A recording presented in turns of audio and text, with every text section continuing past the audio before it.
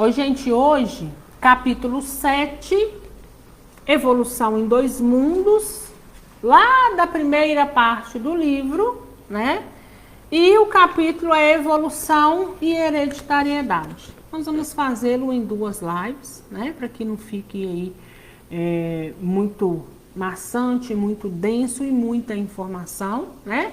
Porque a gente sabe que existem inúmeros termos aqui que às vezes fogem do nosso entendimento, mas a gente vai passar da melhor maneira, fazendo com que a gente absorva o geral, o que aquilo ali quis nos dizer, né? E aqueles que desejar aprofundar um pouco mais, fica depois a cargo aí de pesquisar, de sentar, de olhar, de ver o que realmente, né, quer aprofundar um pouco mais. Hoje, né, tá sendo assim todo o nosso estudo, nós vamos dando uma pincelada. A gente faz a leitura e a gente pega a ideia central e a gente caminha com essa ideia central, né? Porque muita coisa aqui foge do nosso entendimento no sentido de que nós não temos formação técnica, né? Para que então a gente possa entender, desmiuçar ainda mais. Então eu acho que faria era mais confusão para a gente, né? Então a gente pega a ideia central e continua caminhando. Lá no capítulo 6, Evolução e Sexo, nós vimos toda a questão da sexualidade no sentido de reprodução. Quando um polo positivo e um polo negativo se uniram e criaram, então, né, um novo ser, um novo corpo. Nós falamos lá do Leptótrix, onde tudo começou, né? Aquela, podemos dizer assim, uma espécie de alga, mas com um flagelo, né? Que alimentava-se aí pelas rochas, alimentava-se do ferro da rocha, né? E nele é que apareceu essas primeiras características essa que colocava em condição de reprodução, né? Então, o Leptótrix morre, ele é modificado no mundo espiritual, quando volta como alga verde, fica essa lacuna, né, onde a ciência ainda não conseguiu entender essa lacuna, de onde surgiu, mas por quê? Porque teve essa modificação no mundo espiritual. André Luiz vem frisando muito para a gente essa questão, né, da gente olhar para o espiritual. E o chamado, o despertar de consciência é esse, né? O que é o despertar da consciência? É nos chamando pro espiritual, é nos chamando para entender que o nosso desenvolvimento se faz aqui, mas se faz também no mundo espiritual. E que nós, na nossa origem, somos espíritos. Então, hoje, a gente vai começar a estudar sobre evolução e hereditariedade.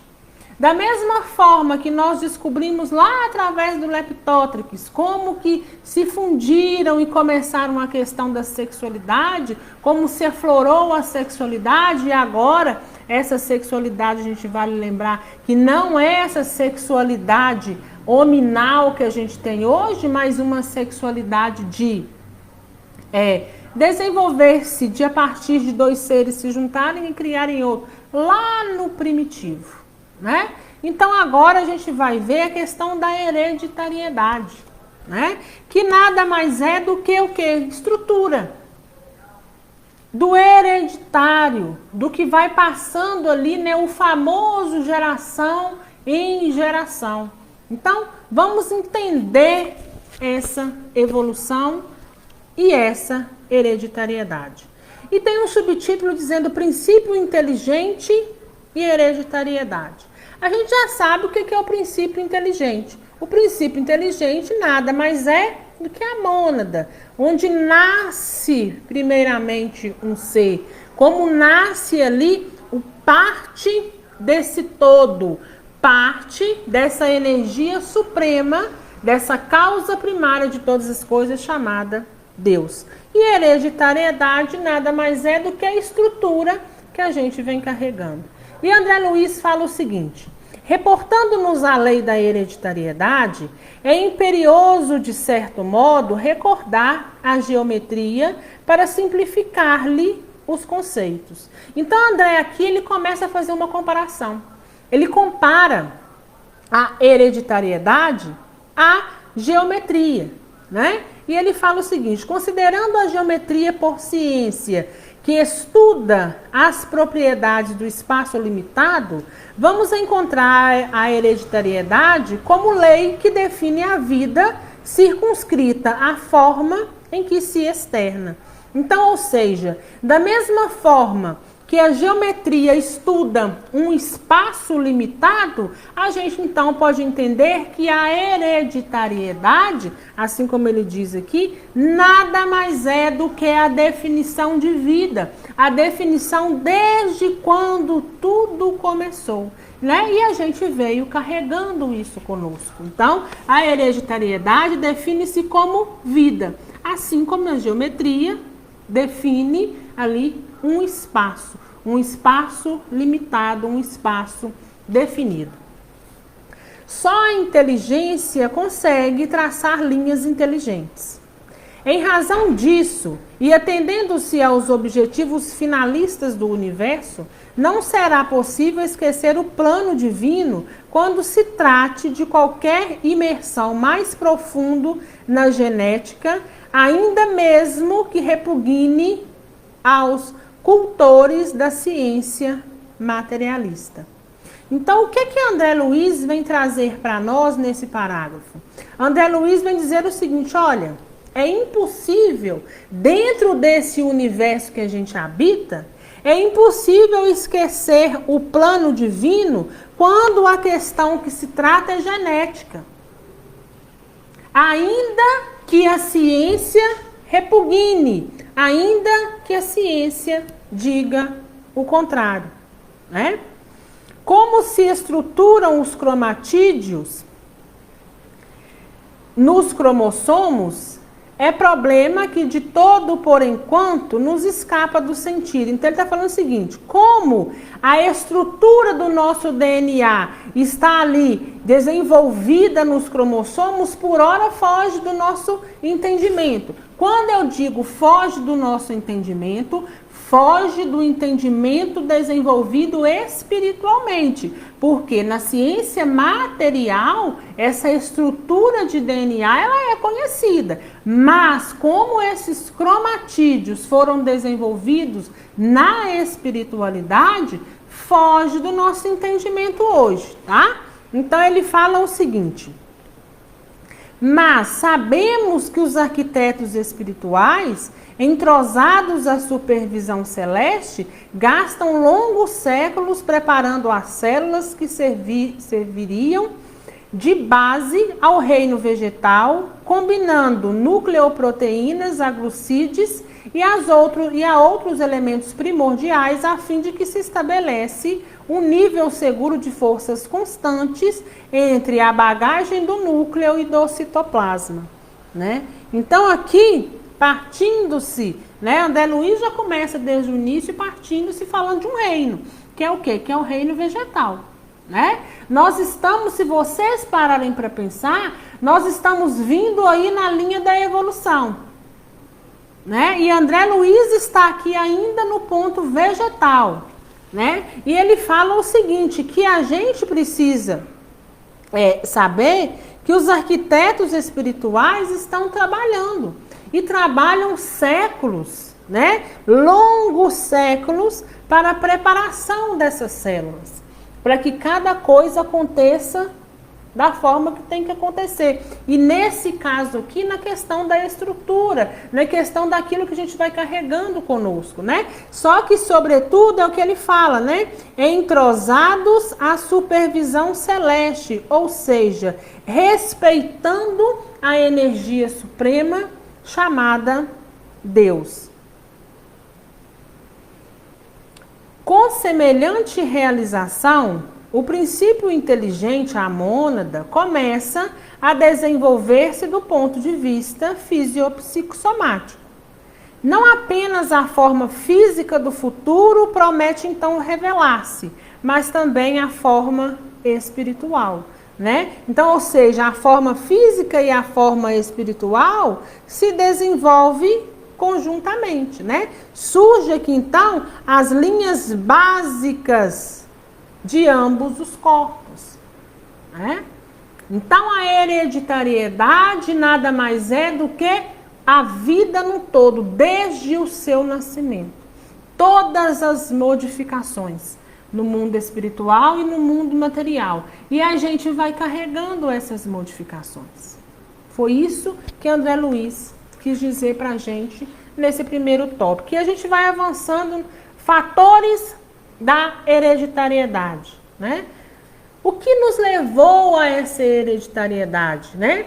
O que aconteceu para que a gente então tivesse essa estrutura e fosse carregando essa estrutura? E ele começa assim: na intimidade do corpúsculo simples, ou seja, naquela célula mais primitiva, que evoluiriam para a feição de máquinas microscópicas formadas de protoplasma e de paraplasma, fixam vagarosamente sobre influenciação magnética os fragmentos de cromatina, organizando-se os cromossomos em que seriam condensados as fórmulas vitais de reprodução. Então, ou seja, utilizam-se aí características de cada um, né, para essa reprodução, para se formar então um novo corpo. E ele fala, muito importante essa frase, processos múltiplos de divisão passam a ser experimentados. E esses processos múltiplos de divisão, a partir da reprodução, da união de um e outro criando novos corpos, é que é um dos fatores para nascer então a hereditariedade, né? A hereditariedade veio, um dos motivos dessa hereditariedade, um dos fatores, nada mais é do que esse processo de experimentação. A divisão direta ou a mitose é largamente usada para, em seguida, surgir a mitose, ou divisão indireta, em que as alterações naturais da mônada celeste se refletem no núcleo, prenunciando sempre maiores transformações, né? Então, um novo processo de divisão altera naturalmente as mônadas, ou seja, a cada cruzamento, a cada processo, ela vai sendo alterada e dessa alteração vai também se desenvolver. Lentamente, os cromossomos adquirem a sua apresentação peculiar em forma de ponto, alça, bastonete, bengala, e a evolução que lhes diz respeito na cariocinese, desde a prófase à telófase, merece a melhor atenção dos construtores divinos. Então, ou seja, a partir dessa divisão, né, dessa divisão celular aí que vai acontecendo e que vai alterando essa mônada, exige uma melhor atenção desses construtores divinos. Então, eles estão trabalhando um pouco mais no desenvolvimento, que através do centro celular mantém a junção das forças físicas e espirituais. Ponto esse em que se verifica o impulso mental de natureza eletromagnética pelo qual se opera o movimento dos cromossomos na direção do equador para o polo da célula, criando as leis da hereditariedade e da afinidade que vão exercer.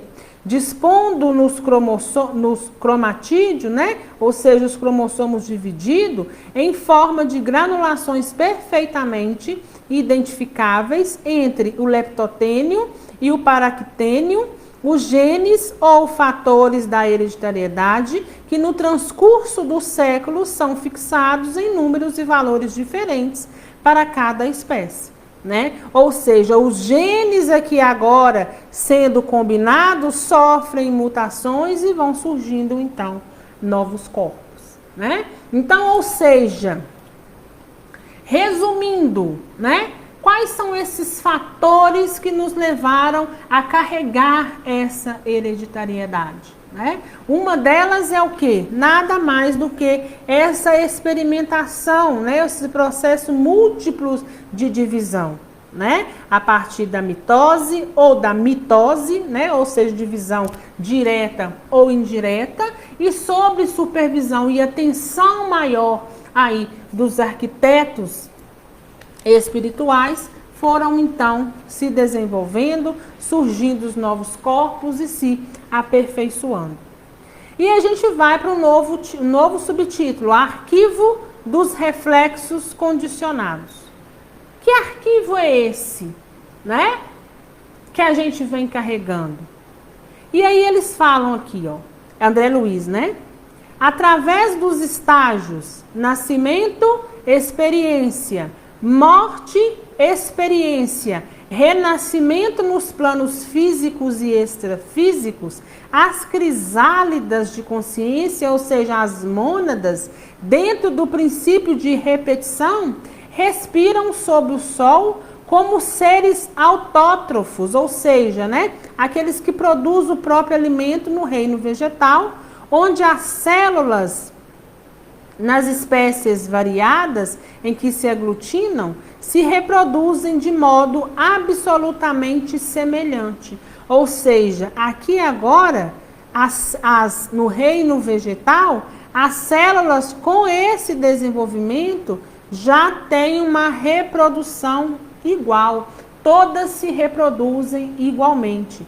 E aí ele fala o seguinte, né? A partir de quando esses arquivos e esses reflexos, esses arquivos que a gente carrega e esses reflexos que estão condicionados em nós. Então ele fala que esses arquivos, eles se dão, né, esses aprendizados, eles se dão através de estágios. Que estágio é esse? Eu nasço, a gente nasce, vamos colocar a gente como exemplo, né? Ou até mesmo uma planta que está aí no reino vegetal. A gente nasce na terra. Então, a gente chegou, a gente tem aqui na terra, é o quê? Experiência. A partir das experiências que a gente passa nesse tônus vital que a gente ganha temporariamente para aqui estar, a gente vai passar por experiências que vão nos fazer o quê? Desenvolver como seres, né? Morro, desencarno, deixo o corpo físico, passo por continuar vivendo do outro lado, passo no mundo espiritual agora, vivenciando o quê? Novas experiências essas que também vai me fazer desenvolver, colher aprendizado a partir de cada situação, né? Então é a partir do desenvolvimento aqui e no mundo espiritual que então, né, esses seres, ele chama de autótrofos, e aqui são os vegetais, a partir dessas experiências, eles começam a produzir o próprio alimento. E a reprodução nesse desenvolvimento passa a ser uma reprodução igualitária. Então, nós estamos olhando lá para o vegetal agora. Lembra? Eu contei lá no início, que André Luiz está fazendo menção ainda nessa linha da nossa evolução ao reino vegetal, mas que nós estamos fazendo uma correlação conosco, porque isso é verdade, né? Assim como o vegetal se desenvolveu um dia e ainda se desenvolve, porque no nosso meio a gente sabe que o reino vegetal também se encontra, então o que acontece? Nós também estamos em desenvolvimento, né? Só cada vez mais um desenvolvimento um pouco mais avançado, mas esse desenvolvimento também se faz, né? Então eu vejo a evolução em dois mundos como nos chamando muito para o despertar da nossa consciência, que é entender tudo que nos cerca e entender cada dia mais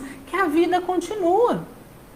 E que nós vamos ficar livres desse corpo, né, físico um dia, mas que novas oportunidades nos vai vir no mundo espiritual e novas oportunidades vão nos dar de reencarnar, seja lá onde for, mas oportunidade essa de nos desenvolver, de nos crescer e de crescer, né?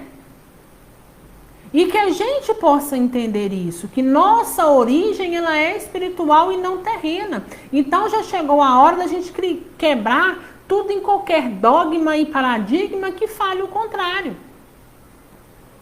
Porque aqui está tudo bem explicado, né? Por isso muitas pessoas falam assim, a doutrina espírita tem muitas respostas, né? Tem porque ela está ali pareado junto com o que a ciência explica, mas ela vem dando um plus a mais. Ela vem nos dizendo e nos explicando aonde a ciência tem uma lacuna, aonde a ciência não consegue explicar, o mundo espiritual vem nos explicar. E nos explica de uma forma que a gente não, apesar de, né, até esses termos técnicos são propositais. Porque a gente sabe que Chico não tinha nenhum conhecimento da ciência, né? Chico era muito simples. E aí, de repente, vem através de André Luiz, com tanta riqueza de detalhe, com tanto nome científico, com tanto nome que a gente sabe que só uma pessoa que tinha um desenvolvimento dentro da área médica aqui e lá, porque veja bem, André Luiz vem com muito entendimento que tem dentro da ciência terrena, mas ele vem fazendo esse paralelo. É o tempo todo nos indicando o desenvolvimento aqui e lá. Então que nós possamos cada vez mais despertar essa nossa consciência. E seguindo, nesse domínio, o princípio inteligente, a mônada, servindo-se da herança e por intermédio das experiências infinitamente recapituladas, habita-se a diferenciação dos flagelados. Lembra lá do Leptótrix? Ascendendo progressivamente a diferenciação maior na escala animal, onde o corpo espiritual, a feição de protoforma humana, já oferece moldes mais complexos diante das reações do sistema nervoso, eleito para a sede dos instintos superiores, com a faculdade de arquivar reflexos condicionados. Né? Então, quando ele fala aqui, né, que a partir das experiências infinitamente recapituladas, habita-se a diferenciação nos flagelados, subindo, né, ascendendo, progredindo. Então, o que ele quer dizer para nós aqui? Ele quer dizer que nós levamos conosco toda a estrutura, né? Todo o desenvolvimento está arquivado aí, de uma certa forma, em nosso DNA. Até mesmo um DNA de uma planta, né? Ele não está aqui dizendo do vegetal? Então, todos os processos de desenvolvimento que vem passando, vem carregando consigo como reflexos, né? Que não sendo, esses reflexos, eles vão sendo arquivados e automatizados, né? E o que ele fala aqui, né? A gente, aí a partir dessa genética, né? A gente vai levando esses arquivos a partir dessas genéticas às gerações futuras, nós vamos levando a feição profunda humana. A gente passa então à escala animal. E aí a gente desenvolve diante de tudo isso um sistema nervoso, né? Que nos dá ainda mais impulso mental para o desenvolvimento. Então, ele segue mais embaixo falando sobre a construção do destino, né? Então, aqui nessa construção do destino, a gente deixa o reino vegetal e passa-se agora, de uma certa forma, né? Nós já passamos lá pela escala animal e a gente vai se desenvolvendo, vai construindo o nosso destino através dessas experiências, dessas idas e vindas. E por isso que para que a gente chegue aonde a gente deseja, que hoje o nosso alvo é a classe dos espíritos puros, a gente vai encarnar e reencarnar quantas vezes forem necessárias. para o nosso aprimoramento. Então, se a gente desencarna, vai continuar a vida no mundo espiritual, vai chegar um ponto que lá já vai ter o entendimento que a gente tem vai ter se esgotado e vai ter a necessidade de experimentar novas fases, novas experiências encarnados. Então, por isso que muita gente fala assim, eu não quero reencarnar mais. Mas nós precisamos entender que reencarnar, apesar de nos sermos uma faculdade, porque nós usamos o nosso livre-arbítrio, nós não somos forçados a nada, mas reencarnar é uma necessidade. E por isso a fila está enorme. E por isso está todos querendo reencarnar, seja lá em qual planeta for, em qual lugar for. Todo mundo quer viver novas experiências para crescer. Porque se eu escolho não reencarnar mais, é como se eu fizesse uma escolha de parar na linha da evolução. Ou seja, eu não vou encontrar oportunidade de crescimento. Quantos de nós, desde quando nós chegamos aqui na Terra para hoje, a partir do momento que a gente vai adquirindo experiência de vida, a gente vai ficando um pouco melhor. Né? A gente vai tendo mais sabedoria diante das coisas, vai olhando coisas lá atrás, nossa senhora, olha, certa coisa que eu fazia atrás, que coisa mais boba, que coisa mais imatura, né? Foi por quê? Porque determinadas situações que nos foram colocadas, foi também nos trazendo o que é aprendizado. A mesma coisa é no mundo vegetal, no mundo animal, cada um em uma situação, cada um em um corpo diferente, em um estado diferente, mas todos nós em evolução.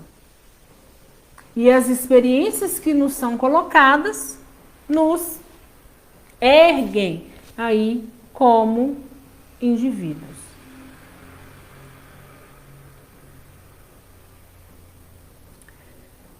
Construção do destino. Sofrem as células transformações profundas, porque o elemento espiritual deve agora viver como ser alótrofo, ou seja, lá no reino vegetal, o vegetal consegue fazer o seu próprio alimento, né?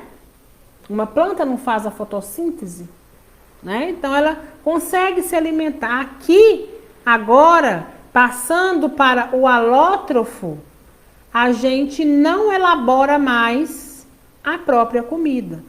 Somente conseguindo manter-se com o produto de matérias orgânicas já elaboradas. Com a passagem do tempo e sob a inspiração dos arquitetos espirituais que lhe orientam a evolução da forma, avança na rota do progresso, plasmando implementos novos no veículo de expressão. Então, ou seja, continua aí os arquitetos espirituais nos orientando a nos desenvolver. Entre a esfera terrena e a esfera espiritual, adquire os orgânulos particulares como que passa a atender variadas funções entre os protozoários, como sejam os vacúolos pulsáteis para a sustentação do equilíbrio osmótico e os vacúolos digestivos para o equilíbrio da nutrição. Nos metazoários, ou seja, lá nos tigres, nos peixes, macacos, nos tubarão, nas borboletas, né?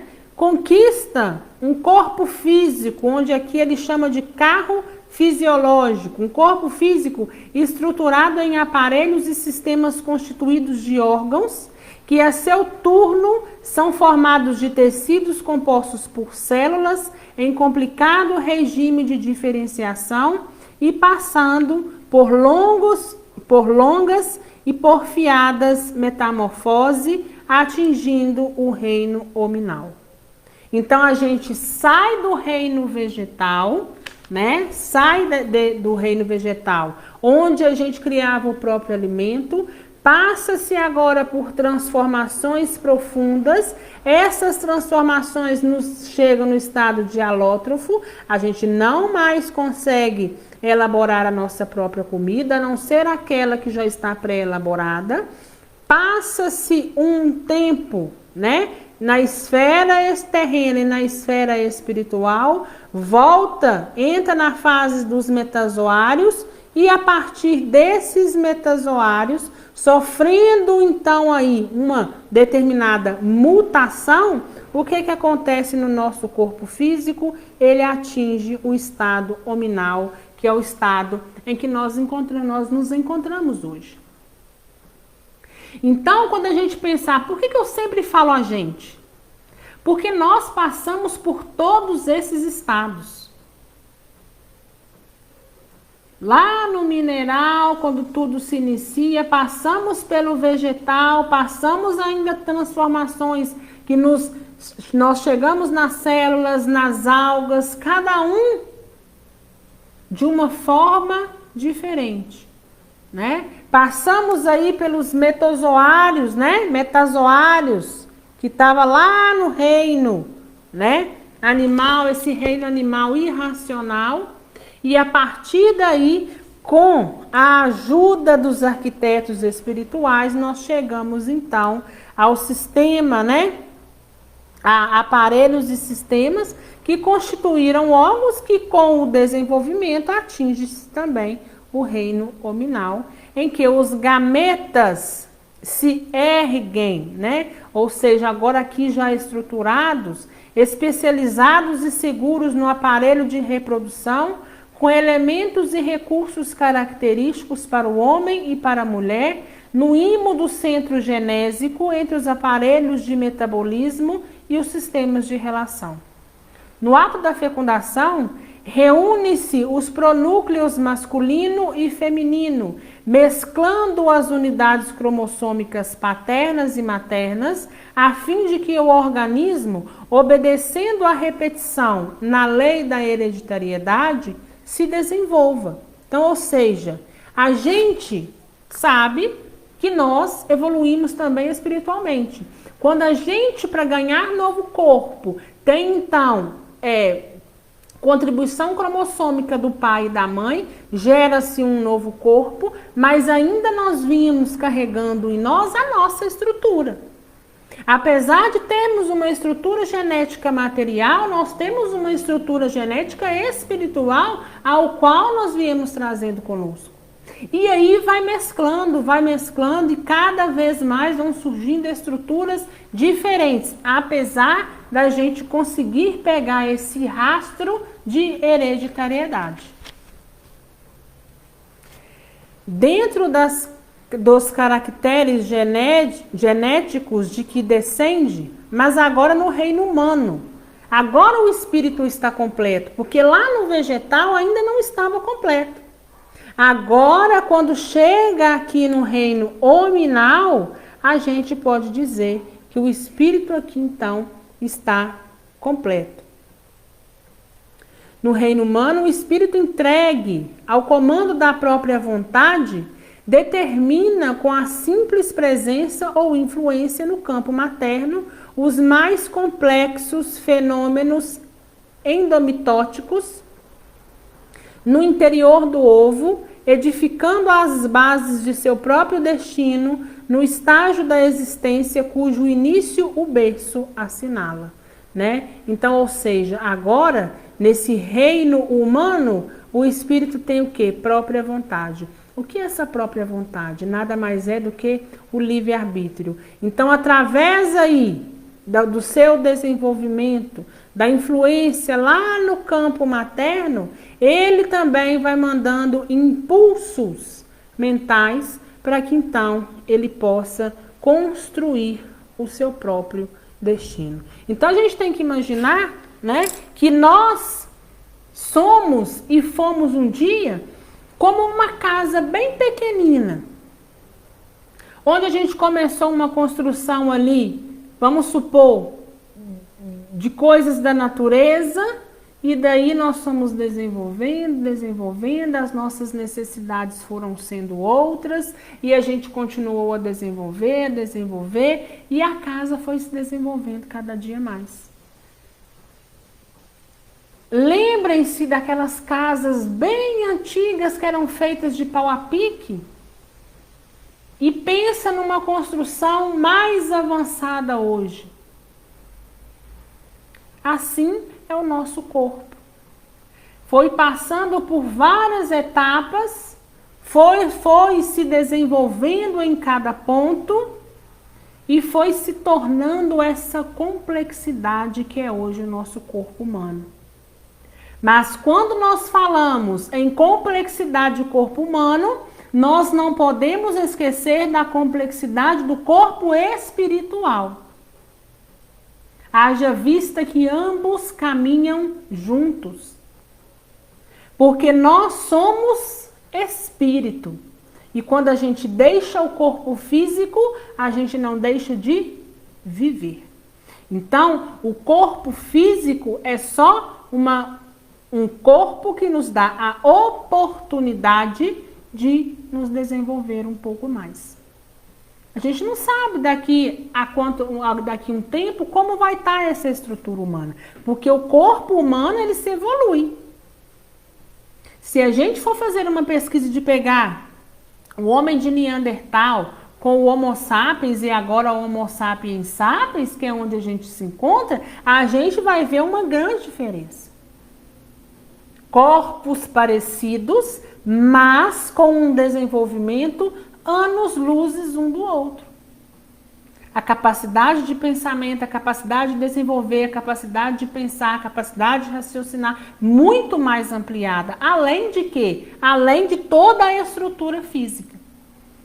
Então, a gente vai carregando essa estrutura genética conosco desde quando começou, né, a vida. Então, a hereditariedade como sinônimo de vida, a gente vem carregando. A partir daquilo que a gente recebe no corpo físico da nossa mãe, do nosso pai, mescla, cria-se um novo corpo, a gente adentra esse corpo, trazendo também um pouco da hereditariedade que a gente tinha, e a partir dos nossos próprios impulsos mentais, do nosso livre-arbítrio, a gente vai então expandindo, vai criando, vai construindo o nosso destino. Então, nós vamos parar hoje por aqui, para que então a gente possa continuar e não ficar muito pesado o estudo. Alguma dúvida, gente?